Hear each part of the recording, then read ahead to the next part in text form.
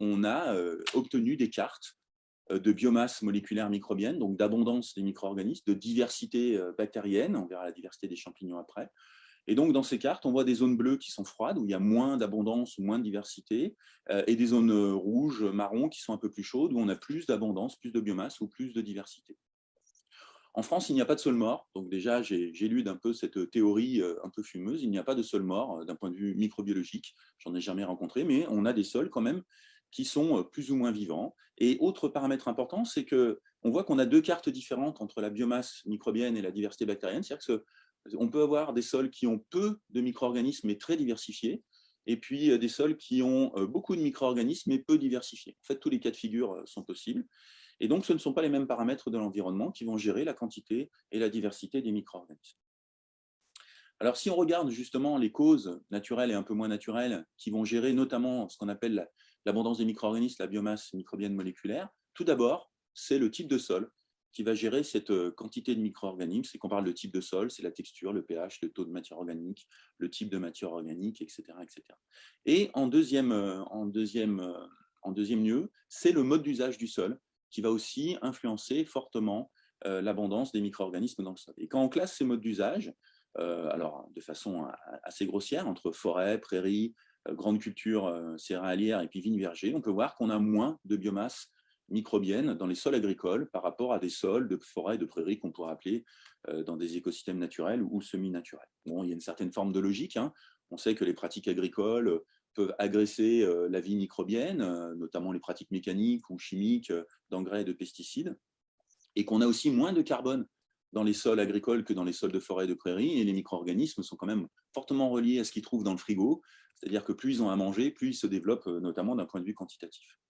Si on regarde la carte de diversité bactérienne à l'échelle de la France, on a toujours un effet type de sol. Ce n'est pas les mêmes paramètres du sol qui gèrent la biomasse et la diversité, mais on a toujours un effet sol qui est prépondérant.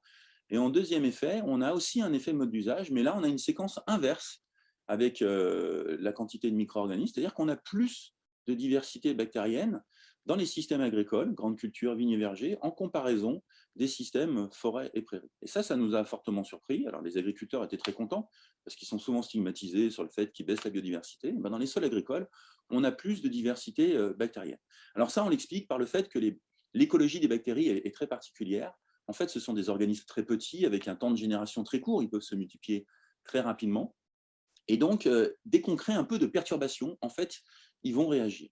Et en fait, en écologie, on a une théorie qui s'appelle la théorie de la perturbation intermédiaire, où quand un écosystème est moyennement perturbé, eh bien, ça va créer de la diversité. Quand il est trop perturbé, on va avoir une baisse de la biodiversité, parce qu'il y aura un processus de sélection. Et quand il n'est pas assez perturbé, quand il est peu perturbé, on a aussi une biodiversité qui est plus faible par des processus d'éclusion compétitive. Et donc, on en déduit que les systèmes agricoles amènent une perturbation intermédiaire qui va augmenter la diversité des bactéries dans le sol. Alors, au-delà des indicateurs de biomasse et de diversité, on a développé aussi ces dernières années un autre indicateur, une autre façon d'analyser nos communautés, qui sont les réseaux d'interaction entre les micro-organismes, et un peu à l'image des réseaux sociaux, c'est-à-dire qu'on a des taxons microbiens et on est capable de regarder comment ils interagissent de façon positive et négative, et on reconstruit ces réseaux d'interaction. J'ai mis un réseau social parce que, en fait, ce sont des théories écologiques qui sont assez anciennes, mais qui ont été revisitées, notamment dans la métrique mathématique, par les réseaux sociaux, et qui nous a amené énormément de plus-values mathématiques là-dessus. Et comme une société humaine, plus un réseau est complexe, plus les taxons microbiens sont en interaction, et bien plus la communauté est stable et fonctionnelle. Et donc, si on applique ces réseaux d'interaction, alors voilà le réseau de tout le RMQS, voilà, où les ronds sont des taxons et où les liens verts sont des liens positifs, et les traits rouges sont des liens négatifs. Donc, positif, c'est de la coopération, négatif, c'est plutôt de la compétition ou de l'antagonisme. Bon, à l'échelle du RMQS, ça n'a pas un gros intérêt. Par contre, si on construit les réseaux en fonction des modes d'usage à l'échelle des sols français, pour rappel, au niveau des bactéries, par exemple, on a une augmentation de la diversité quand on passe des systèmes forêt-prairie à grande culture à vigne. Donc, plus on a de diversité bactérienne, plus on a de taxons. Donc, potentiellement, plus on a d'interactions potentielles. Ce que l'on voit, c'est que sur les forêts-prairies, on a des réseaux très complexes, et que quand on commence à arriver sur les grandes cultures, et c'est encore plus marqué sur les vignes, on a une simplification du réseau, on a une perte assez significative d'interaction, puisqu'entre le réseau qu'on a en forêt en comparaison de celui qu'on a en vigne, on perd plus de 85% des interactions à l'échelle du réseau. Et on voit des petits satellites qui se dégagent du réseau un peu global, qui sont en fait des taxons qui travaillent, qui interagissent entre eux, mais qui n'interagissent plus avec le reste de la communauté. Et d'un point de vue écologique, on sait que plus un réseau est simple, plus un réseau est dégradé, moins la communauté est stable, c'est-à-dire résistante et résiliente à des perturbations, et elle est aussi moins fonctionnelle. Donc on a une augmentation de diversité bactérienne dans les systèmes agricoles, donc on peut imaginer que c'est quelque chose de positif, mais en fait cette diversité n'est pas connectée. Il n'y a pas beaucoup d'interactions au sein de la communauté, et donc potentiellement cette diversité n'est pas énormément fonctionnelle. Il y a quand même une petite réflexion où on a des pratiques agricoles qui vont stimuler des pathogènes.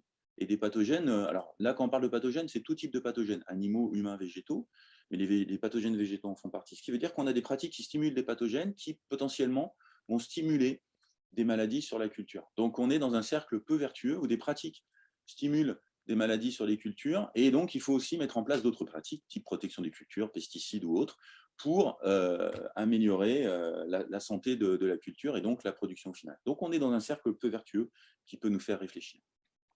Donc on a plus de diversité dans les sols agricoles, mais on peut avoir aussi derrière des espèces moins connectées, moins d'interaction et potentiellement plus pathogènes.